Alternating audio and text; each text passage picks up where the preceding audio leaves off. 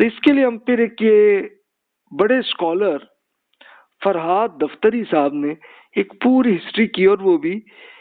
ایک شیعہ اسکالر رہے ہیں کہ جو ایران کے، اور انہوں نے ایک پوری ہسٹری پہ انہوں نے ایک بک لکھی ہوئی ہے. تو اب وہ شیعہ حضرات کی پوری ہسٹری میں اب میرے لیے ماخذ جو ہے یہ فرحات دفتری صاحب کی بک جو ہے وہ اصل میں مین چیز ہے، کہ جہاں سے ہمیں اصل میں انہی کے ذریعے سے پورا جو آئیڈیاز آئے تو وہ ہمیں ہمارے سامنے آئیں گے. تو انہی کے جو فرحات دفتری صاحب نے جو یہ ایران کے اسکالر، تو ان کے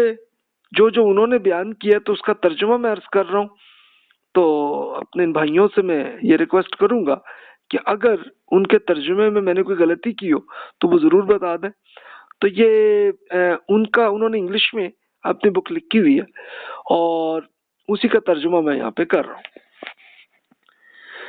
مختار کی بغاوت جو 66 ہجری میں اور عباسی انقلاب 132 ہجری کے درمیان تقریباً 60 سال کے اس عرصے میں شیعت کوئی متحد اور مربوط تحریک نہیں تھی. اس زمانے میں مختلف شیعی گروہ موجود تھے جس میں سے ہر ایک کا اپنا امام تھا. ان کے اپنے نظریات تشکیل پا رہے تھے اور ایک گروہ کے افراد آزادی کے دوسرے گروہ سے وابستہ ہو جایا کرتے تھے. شیعی امام نہ صرف علی رضی اللہ عنہ کی اولاد میں سے ہوتے تھے بلکہ رسول اللہ صلی اللہ علیہ وسلم کے خانوادے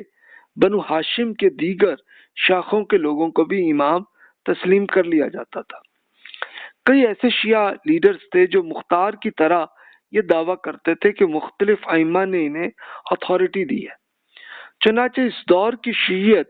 پہلی نصف صدی کے برعکس امامت کی کسی ایک لائن پر متفق نہیں تھی. اس کی وجہ سے مختلف باغی گروہ ایک دعوے دار کی بجائے دوسرے سے وابستہ ہو جایا کرتے تھے. شیعوں کے اس تقسیم کے پیچھے ایک اور اہم عنصر کار فرما تھا، اور وہ یہ تھا کہ اہل بیت کی تعریف پر ان کا اختلاف پایا جاتا تھا. جیسے کہ ہم بیان کر چکے ہیں کہ شروع ہی میں شیعہ اہل بیت رسول کو مقدس سمجھتے تھے اور اس خانوادے کے اراکین میں ایسی خصوصیات کو تسلیم کرتے تھے جو اس میں خاندانی دور میں چلی آ رہی ہو. تو اس زمانہ تشکیل میں اگرچہ حسین رضی اللہ عنہ کے بعد کے ائمہ اگرچہ بنو علی میں سے ہوتے تھے، مگر ایک رسول اللہ صلی اللہ علیہ وسلم کے ایک خانوادہ نبوی کا وہی قدیم قبائلی تصور موجود تھا جس میں قریش کے اہم خاندان بنو ہاشم کے مختلف شاخیں شامل تھیں. اہل بیت ہونے کے لیے ضروری نہیں تھا کہ کوئی شخص علی اور معاویہ رضی اللہ عنہما کے درمیان براہ راست رسول اللہ صلی اللہ علیہ وسلم کی اولاد ہو، بلکہ آپ کے دونوں کے چچاؤں ابو طالب اور عباس رضی اللہ عنہ ان کی اولاد کا شمار بھی اہل بیت میں ہوتا تھا. تو ابو طالب صاحب کے بیٹوں علی اور جعفر رضی اللہ عنہما کی اولاد بلکہ عباس رضی اللہ عنہ کی اولاد کا شمار بھی اہل بیت ہی میں کیا جاتا تھا. باوجود اس کے وہ پھر 8 ہجری میں اسلام میں داخل ہوئے. اگر تقابل کیا جائے تو اگرچہ علی کا خاندان شیعوں کی حمایت کا مرکز تھا، لیکن اس کے تینوں شاخوں یعنی حنفی، حسینی، حسنی اس کے گرد شیعہ اکٹھے ہو رہے تھے. تاہم دیگر الفاظ میں فاطمی علوی یعنی ایک حسن اور حسین رضی اللہ عنہ کی اولاد یہ مراد تھی، اور غیر فاطمی علوی یہ محمد بن حنفیہ کی اولاد. ان کے علاوہ رسول اللہ صلی اللہ علیہ وسلم کے دادا عبد المطلب بن ہاشم صاحب کے تمام اولاد ہی کو اہل بیت کے ممبر شمار ہوتے تھے.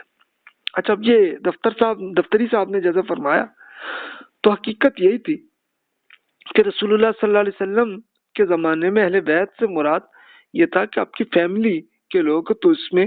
رسول اللہ صلی اللہ علیہ وسلم کا پوری جو فیملی یہ بنو ہاشم کہلاتے تھے کہ رسول اللہ صلی اللہ علیہ وسلم کے پردادا جناب ہاشم صاحب کے نام سے ہی یہ مشہور تھے. تو ان میں سے جتنے بھی تھے تو پھر ہوا یہی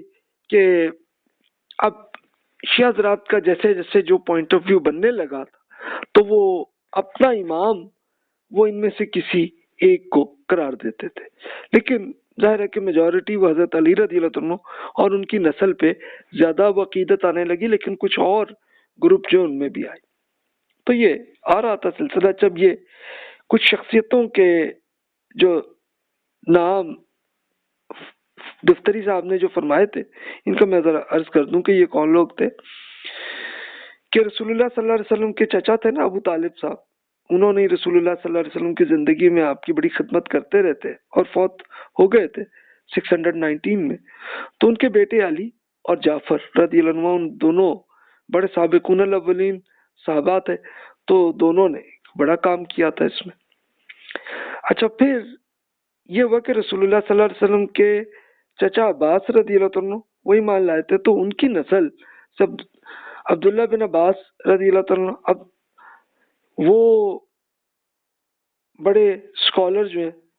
وہ زیادہ مشہور ہوئے، پھر ظاہر ہے ان کی نسل آگے پیدا ہونے لگی تو ان کے آ رہے تھے. تو ابھی تک یہ اس میں ظاہر ہے کوئی بغاوت نہیں تھی، لیکن ظاہر ہے کہ وہ سب اسکالر تھے اور ان کا ایسے چل رہا تھا. اچھا، اس میں یہ ایک صاحب محمد بن حنفیہ، یہ میں نے آپ سے عرض کیا تھا ان کا کہ حضرت علی رضی اللہ عنہ کے ہاں یہ ہوا تھا کہ دو بیٹے تھے حسن اور حسین رضی اللہ عنہ، تو وہ تو تھے، اور پھر سیدہ فاطمہ رضی اللہ تعالیٰ عنہ وہ تو رسول اللہ صلی اللہ علیہ وسلم کی وفات کے کچھ ماہ بعد وہ بھی فوت ہو گئی تھی. تو پھر اس کے بعد علی رضی اللہ عنہ نے ایک شادی